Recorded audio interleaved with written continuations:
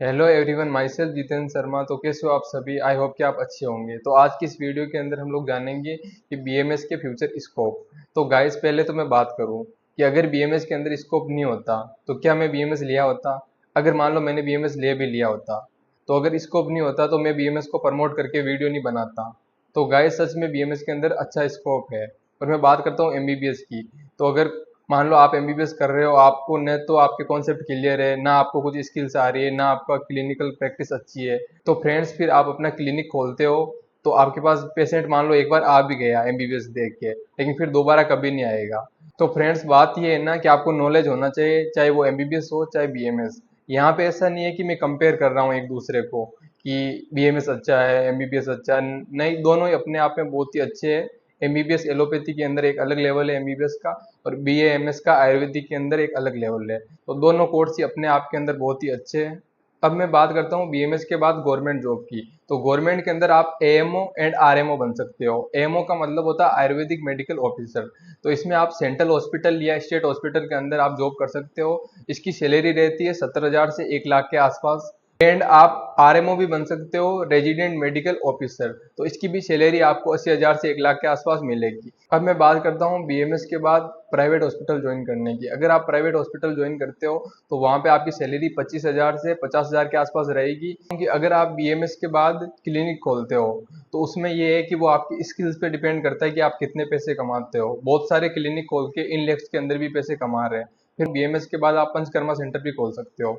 Panchakarma centre के अंदर भी आप इन लैक्स के अंदर पैसे कमा सकते हो। और आप बीएमएस के बाद अपनी फार्मेसी भी खोल सकते हो, जिससे ऑल इंडिया के अंदर आप मेडिसिन प्रोवाइड कर सकते हो। तो आप अपनी फार्मेसी भी खोल सकते हो, वहां पे भी अच्छी खासी अर्निंग हो जाती है।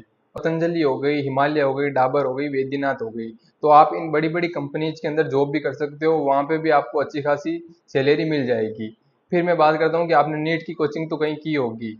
तो नीट कोचिंग टीचर बन सकते हो आप, वहां पे आपको इजीली 50,000 से 1 लाख स्टार्टिंग के अंदर मिल जाएंगे। फिर मैं बात करता हूँ कि आप बीएमएस के बाद हाई डिग्री करते हो, पीजी यानी एमएस या एमडी, तो उससे आपकी सैलरी भी हाई हो जाती है। इसके लिए आपको, अगर आपको गवर्नमेंट से पीजी करनी है, एग्जाम क्लियर करना होगा, उसके बाद आप किसी भी गवर्नमेंट जैसे एनआईए बीएचयू के अंदर आप पीजी कर पाओगे। वहाँ पे आपको स्टाइपेंड भी मिलता है जो कि 80 से 90,000 होता है, और हर एक कॉलेज के अंदर अंदर अलग अलग होता है। फिर हम बात करते हैं कि अगर आप बीएमएस के बाद सर्जरी करना चाहते हो तो उसके लिए आपको एमएस करना पड़ेगा, मास्टर ऑफ सर्जन। उसके बाद आप सर्जरी कर पाओगे। फिर मैं बात करता हूँ कि आपको अगर प्रोफेसर बनना है मेडिकल कॉलेज के अंदर, तो अगर आप गवर्नमेंट प्रोफेसर बनते हो तो वहाँ पे आपको इजीली 1 लाख स्टार्टिंग सैलरी रहेगी आपकी। और अगर आप प्राइवेट मेडिकल कॉलेज के अंदर जाते हो कहीं पे भी, और वहाँ पे आप प्रोफेसर बनते हो, तो स्टार्टिंग में आप असिस्टेंट रहते हो, फिर आप एडिशनल रहते हो, फिर आप प्रोफेसर बनते हो। तो जैसे जैसे आपकी सैलरी बढ़ती जाएगी, लेकिन स्टार्टिंग के अंदर ही आपको असिस्टेंट प्रोफेसर में भी आपको 80,000 से 1 लाख आसानी से मिल जाएंगे। फिर आपकी सैलरी धीरे धीरे बढ़ती जाएगी। हम बात करते हैं कि आप पीजी करने के बाद अपना क्लिनिक खोलते हो, तो जिससे आपके पास पेशेंट भी बहुत ज़्यादा आएंगे, क्योंकि आपके पास एक्सपीरियंस रहेगा। और आप इन लेक्स के अंदर भी पैसे कमा सकते हो। मैंने बहुत सारे डॉक्टर को देखा है जो पीजी करके सिटी के अंदर अपना क्लिनिक चला रहे हैं और लाखों के अंदर अपनी अर्निंग कर रहे हैं। तो गाइस, ये भी अच्छा ऑप्शन है कि आप किसी भी सिटी के अंदर अपना क्लिनिक खोलो पीजी करके, जिससे क्या होगा, पेशेंट भी आपके पास ज़्यादा आएंगे और आपकी अर्निंग भी ज़्यादा रहेगी। Friends, thank you.